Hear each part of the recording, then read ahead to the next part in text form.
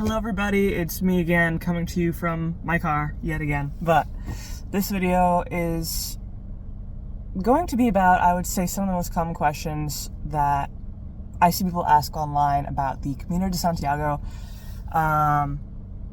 Because there's a lot of, planning and thinking that goes into something like that. It's such a big, just lengthy hike. Especially since it's, if you're not from Europe, you're coming there from America or from a different country, like the logistics of it can be complicated. So I'm going to discuss some of that and hopefully answer any questions you guys might have about doing the Camino. So just to clarify, my friend and I did specifically the French way, the Camino Frances, which starts in Saint John Pied de Port in France, right on the border of France, and then goes all the way to Santiago de Compostela in Spain. And that is the most traditional, oldest, like the typical route that people usually do when they think of the Camino. There are others. We originally wanted to do the Camino del Norte, the northern route, which is more along the northern coast of Spain. And I'm glad we didn't, because I've heard that's more difficult, and what we did was already pretty difficult enough.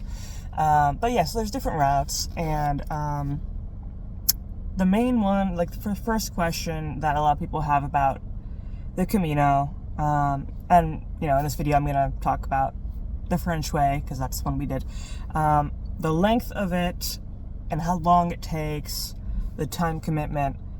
For us, now, we did not hike every single day. We took some rest days. We got sick along the way, so we had to take some extra rest days.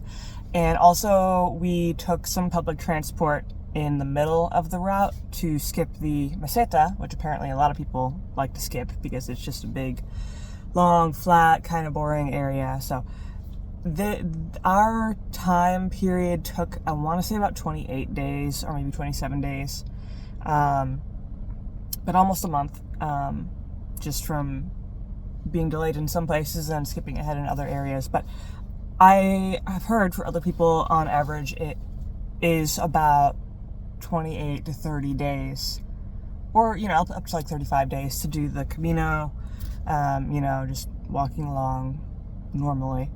But it definitely is a time commitment, depending on your work. Like, people, you might have to, argue with your job to get a certain amount of time off for a whole month to do that. Because that was just the hiking part. That wasn't even considering how long it took to fly there and then recover from like jet lag and then get to the starting point, because you can't fly straight into Saint John Pied de Port in France. It's a very small town. And then also time coming back. So, a lot of things to consider, but just the hiking and travel alone for us on the Camino was about 27 or 28 days. But yeah, and that'll be different for everybody. There's some people who can absolutely speed run it, and just hike 20 miles every day, which we didn't do because that would be torturous. And there's people who probably take way more rest days than us and, stay a couple of days in each place.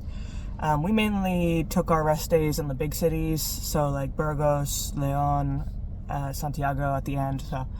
But yeah, so definitely, especially if work is a constraint for you, like a time constraint, consider that. Some people just do part of the Camino for that reason.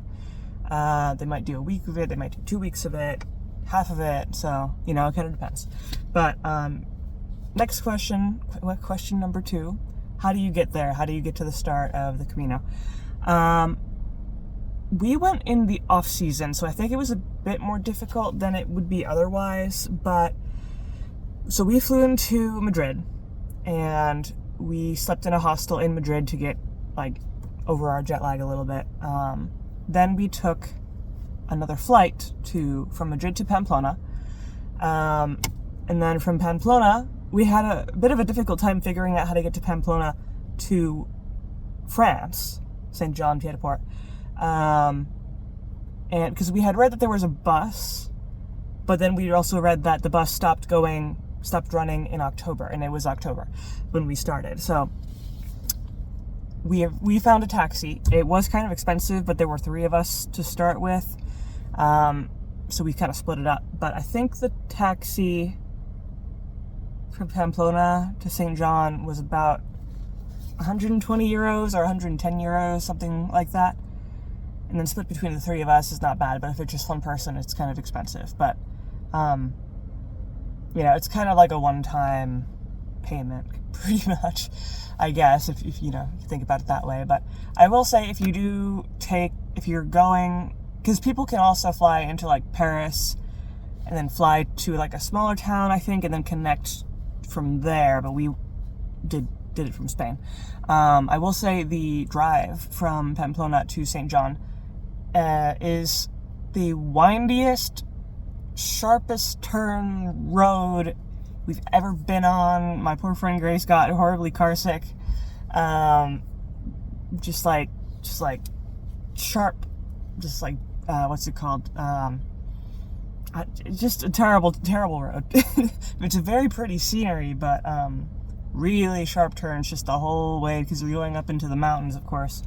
The Pyrenees Mountains, actually. So you can imagine it's pretty intense. But yeah, so we took a taxi. I hear there's a bus in peak season, but we couldn't take it. So, third question, how much money does it take? This depends a lot on if you're going alone or with friends, and how many friends, and if it's the peak season or the off season and things like that. For the first week of the Camino, there was 3 of us, so we could split everything, lodging and everything, like 3 ways, which was really affordable.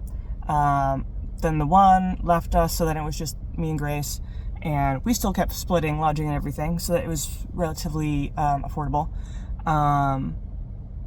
But yeah, and also I will say the primary, like the biggest expense is going to be your lodging. If you stay in hostels the whole way, you're gonna be fine. We did not stay in hostels the whole way, because after hiking all day, we kind of just wanted to be in a room without a bunch of other people. So we did private hotel rooms, and we split it between us. And if you get a private hotel room and split it between 2 people, it's actually hardly any more expensive than staying in a hostel. So I would highly recommend dragging somebody with you just for that, because it is more comfortable, and you can sleep better. You don't have to worry about 6 other people snoring, in the same room as you. But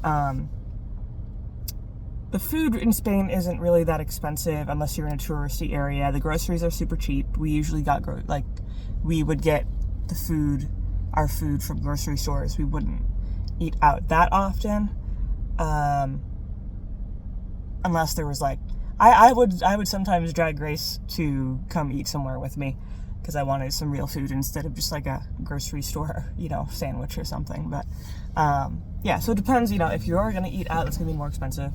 But to be honest, the overall cost of the Camino for about a month, once you're on the Camino, it's not that bad. Like, the lodging again is the main thing. The price of, say, your plane tickets to get there is going to be way more expensive than anything you'll encounter along the Camino, I would say. I got lucky and managed to get a round-trip ticket from America to Spain for like $400-something, so I was pretty lucky. And also it was October, so I think that was probably the slow season, which probably contributed to that. But yeah, and then if you're going in the summer, everything's probably going to be a bit more expensive, just because, everyone's there. It's the peak time, But yeah, I don't think, for me, the whole time, just for the Camino, because we did some other travels in Europe after the Camino. But just the Camino, I don't think I would have needed more than maybe $3,000 or less dollars, probably.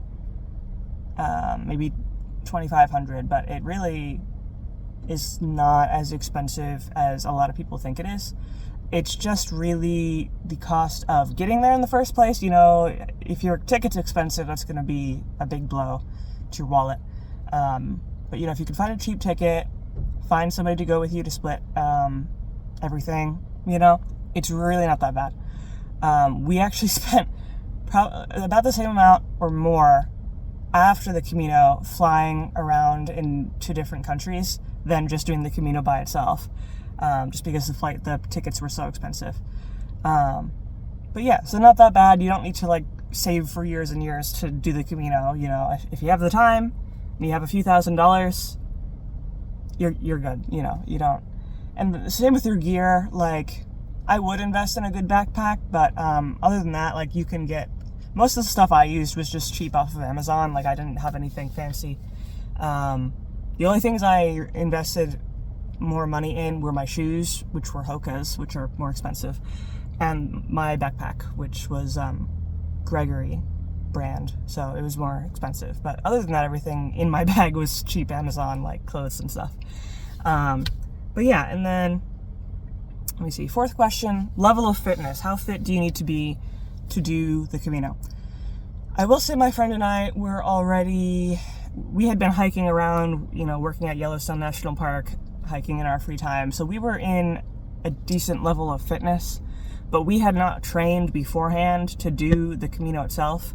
So we didn't like test out our bags, like, you know, carry our fully loaded bags around. We didn't practice any of that. We kind of just went and like, oh, we're in shape enough, which ended up being true. We were in shape enough, but we could have definitely benefited from probably a little bit more dedicated training, especially I would say the first few days, especially the very first day of going up into the Pyrenees Mountains and crossing the Pyrenees Mountains, which if you see my previous Camino videos, you have already heard me multiple times say how steep, and just that first day, just up, straight up for 15 miles for the whole day, which is very intense, especially with your backpacks on your back for the first time and everything. So we could have definitely benefited from a bit more training. But so for the average person, I would say if you're very sedentary, you don't hike, you don't do much, or, you know, walk around much, you would find it very difficult, I would say, to an extent that you would not be enjoying yourself. So I would say, like, if you're already a like casual hiker or frequent hiker, like, you're in a good spot already. But you do definitely want to like be doing some sort of physical activity that, you know, gets your heart rate up, strengthens your legs, you know, and for many hours at a time, because you're going to be hiking all day. We would hike for like, I would say 7 hours a day, usually, maybe 8 hours a day. I know the first day was like 8 or 9 hours. I think maybe eight hours. But yeah, you're going to be hiking all day, and you need to pretty quickly become accustomed to that, especially with the weight of your backpack on your back and everything like that. So I would say, yeah, if you're not already doing something active in your daily life, or even just like a few times a week, you would have to, or I would highly recommend that you start doing something to, you know, just get into a basic level of fitness. Because if you are starting from St. John Pied de Port, and some people start, you know, way later in the Camino, but if you are starting in France, that's going to be the most intense part. There's lots of uphills and just regular hills, ups and downs, and the terrain itself is just like, you're going to, you know, it's intense. But, you know, if you're starting later in the Camino, it's flatter, still some hills, but not as bad. So that's something to consider, you know, your fitness level for sure. Because if you're at zero, you know, I think it would be very difficult or impossible to start the Camino from St. John. But let's see. Question number 5. What kind of backpack should you bring? I have discussed this a little bit in my previous videos, but I think if you're going to invest in anything, it's your backpack and your shoes. Because those are going to be like your crutches the whole way, your supports. I highly recommend a backpack that comes with a rain cover, like mine did. Mine was the Gregory Amber 44-liter backpack. It was also nice because it had like padded straps. It was a really tough, durable material. It had like a back frame support like inside of it. Yeah, so overall it was a really nice backpack. The backpack itself I think was only like 2 pounds, but yeah, I would not just grab like your laptop backpack and like just head out. Like you really need a really like outdoorsy like backpack, preferably one that has multiple pockets and zippers and is water resistant to a certain extent, and you know, things like that. You also want to make sure that your backpack fits your body properly. There are different size backpacks for that reason, depending on your torso size, and you could just usually do that online, like, you know, determine which size you are. You have to measure your torso and everything, but that is something good to consider, so you're not dealing with a backpack that's too small and like squeezing you, or too loose and it's just really uncomfortable and unruly to deal with. But yeah, the right backpack, big, you're going to be carrying it for hours every day for like 30 days, so you need to be very, you know, attached to it, make sure it's the right one. So yeah, that is one of few things that I would recommend spending extra money on, is a good backpack. Next question, when should you go? There is no perfect time to go. The most common and popular time to go is the summer. And I personally hate the heat and I don't like hiking in hot weather. And also, just me and my friend, our jobs ended in early October. So after that, we had plenty of time to do the Camino, so that just worked out for us to do it starting in October. I would say if I could do it again, I wish that I could have started the Camino in about mid-September, because we started mid-October we finished mid-November. By the time it hit November, it was so rainy, so cold and foggy, and you couldn't see much of the scenery anymore. Everything was dead. All the plants and farmland was dead and all chilled up. Wasn't very pretty. But the temperature was nice until November. So yeah, I would recommend, if you want like a good like temperature, good, and like things are still open, probably start in September and go on from there. Once you hit November, so many things are closed. Hostels are closed. It's hard to find places to stay, places to eat, especially in the smaller villages. I know some people do winter Caminos. I don't know how you could do that because it'd be so difficult. And even some parts of the route are closed, especially in the Pyrenees mountains. So it would be very, very, very difficult. And I don't think it would be very enjoyable, again, because so many things would be closed. You're not really getting the full experience or seeing the towns in their full, like, where people are there, you know? Because we already saw that to a certain extent in November. So spring would be a nice time. And then if you don't mind the heat, summer is also nice, because that is when everything is really opened up and lively and everything. So just, you know, keep all that in mind when you determine when to go. Because I think some people, you think of Spain and you think it's always going to be like warm and sunny, but that's not the case, because the Camino is more in the north and it can get cold there. It definitely very rainy as well. Question number 7. Is it safe to do the Camino? And I'm sure a lot of people wonder, like, if they want to do it by themselves, especially, is it safe? I went with my friend Grace, so I wasn't alone entirely. But from what I felt on the entire Camino, everyone's pretty friendly. Like, no one was like, there's no like ghettos along the Camino. You're not gonna. I never felt like I was in a particularly unsafe place. There's always people around on the trail with you. So you're never really by yourself. And then in the towns and everything, like, again, there's people. And, I never felt at all, unsafe or, weird situation. So I don't think that's much of an issue, really. Maybe there's just the natural higher crime rates in the bigger cities that you would encounter in any bigger city, but for the most part, yeah, you don't have to worry too much about things like that. And you can even like look at the statistics. I mean, more people have gotten mortally in danger on the Appalachian Trail or the Pacific Crest Trail than the Camino. And besides just the danger of other people, there is no danger of being in the backcountry like you would be on some other trails, like, you know, here in America, because you don't have to filter your water, you don't have to you know, keep all your food with you at all times. Like, you're gonna run into restaurants and cafes and water fountains and stuff like that, other people, you know, so you're not gonna be like stranded in the wilderness at any point. You don't have to camp, so you don't have to worry about the elements as much.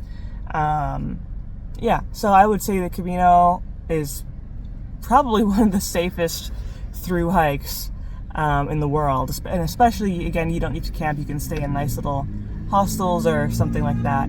The only crime that we ever encountered was my friend's necklace got stolen at one point. She forgot. Her necklace was in her eyeglass case, and she forgot her eyeglass case at a hotel.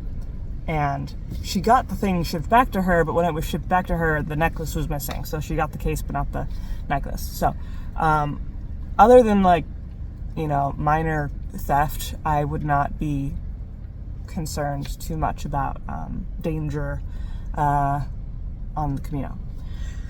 Then let's see. The other thing, what to pack. I would say, again, this is very dependent on what season you're going in.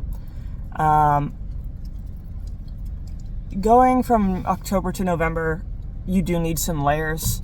I actually had to end up buying an extra like puffer coat along the way going into November, because it did get quite cold, especially like once we were done hiking and just wandering around the city or the town.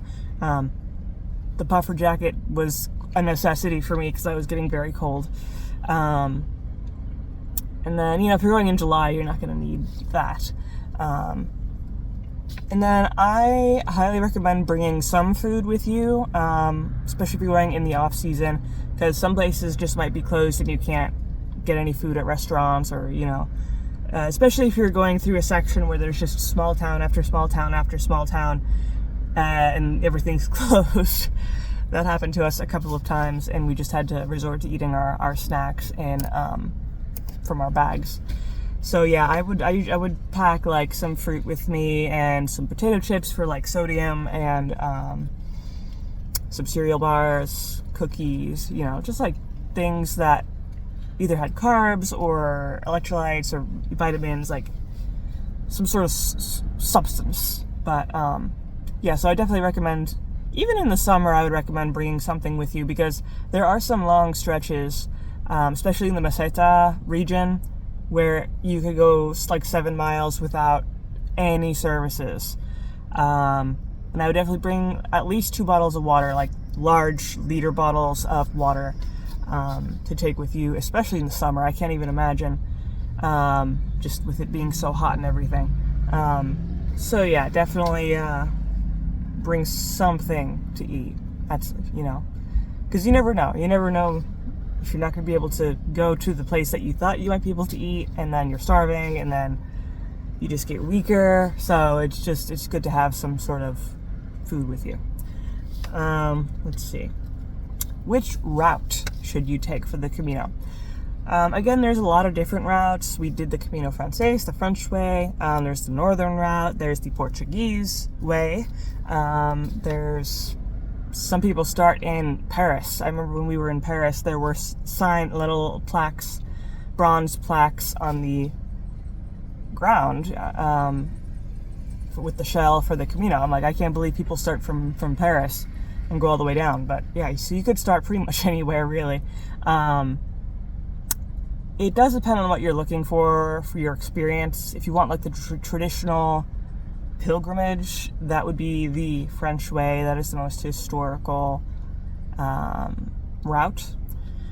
If you want something more mountainous, scenic, more difficult and challenging, and along the water, do the northern route. You know, I've seen the pictures from that, very, very beautiful, but definitely rugged terrain. You're going to be doing ups and downs every day for a month, you know, so you have to be used to that, be prepared for that.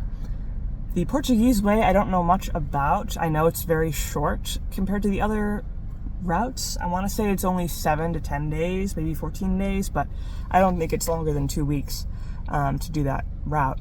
There is also, which I discovered along the way, you could do the Camino from the town of Sarria, and if you do it starting from there, that's like the minimum. Starting from there is the minimum amount of distance to reach Santiago and still be able to get the Compostela at the end, which is the little, in Latin, like certificate that you did the Camino.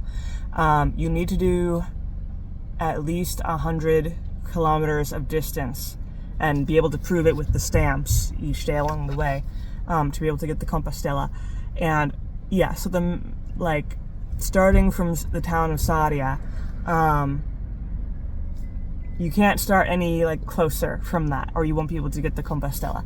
So some people do that, and doing that would take, I believe it's 5 to 7 days.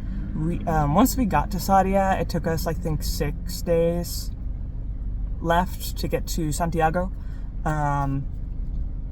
But yeah, so, and it is very pretty. Once you're in that area, you're in the area of Galicia, which is very rainy, but very green, and there's pastures and cows and, you know, prairies, and, you know, it's a very pretty area, more mountainous. But yeah, so you do have to kind of consider, like, what you want to do. Do you want to do, like, the traditional historic route? And it's also the traditional religious route to do the French way. Or do you want something different? So, and then you have to kind of prepare for each one, you know. But yeah, I did enjoy the French way. I don't think I would do it again. Like, if I wanted to do the Camino again, I would do the northern way, just because I think that looks really pretty, and you know, to be on the coast the whole time, I think that'd be really nice. Now it is more difficult, but you know, I would have to be prepared for that. So, let's see. All right, last question number 10. Where do you get your stamps? So, if you're doing the Camino and you want to get your Compostela, you need to get a pilgrim's passport, and you need to get that passport stamped at least twice per day, because that's going to prove your distance. Like, you know, because the stamps usually have the location, like, of the town where you got them. So you can get stamps pretty much anywhere along the Camino.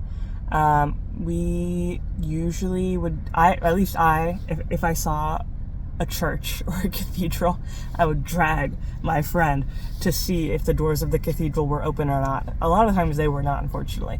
But if they were, there was almost always a stamp in there, which is very exciting. It kind of felt like a little scavenger hunt. But yeah, so churches for sure. Hostels or hotels where you'll be staying. Always have them. I've never been in one that doesn't have one. Some restaurants and bars, sometimes you have to ask for it, or sometimes, which is nice, they'll just put it on like a table near the entrance. So I would be scanning just because I liked collecting the stamps just for the fun of the game. So yeah, just like keep your eyes open. They're usually all over the place. Then some places, like after the town of Sarria, doing the last 100 kilometers, I would just be ducking into like little like hallways and stuff, and like if a door is left open, there's a good chance there's going to be a stamp somewhere in there. So just kind of like I spy sort of thing. Just keep your eyes open. But yeah, most places, and even museums a lot along the Camino will have stamps, but again, you do have to be prepared to ask for stamps. They're called sellos in Spanish, so you can ask for that, but pretty much most people along the route speak a little bit of English, so it won't be too hard. But yeah, those are kind of the main questions that I think are important to know the answers to when it comes to doing the Camino de Santiago, especially if you haven't done it before. So yeah, hopefully this video was helpful to you. If you guys have any more additional questions about the Camino, feel free to ask in the comments, and I'll do my best to answer them. But yeah, hope you enjoyed the video, and stay tuned for more in the future. Bye.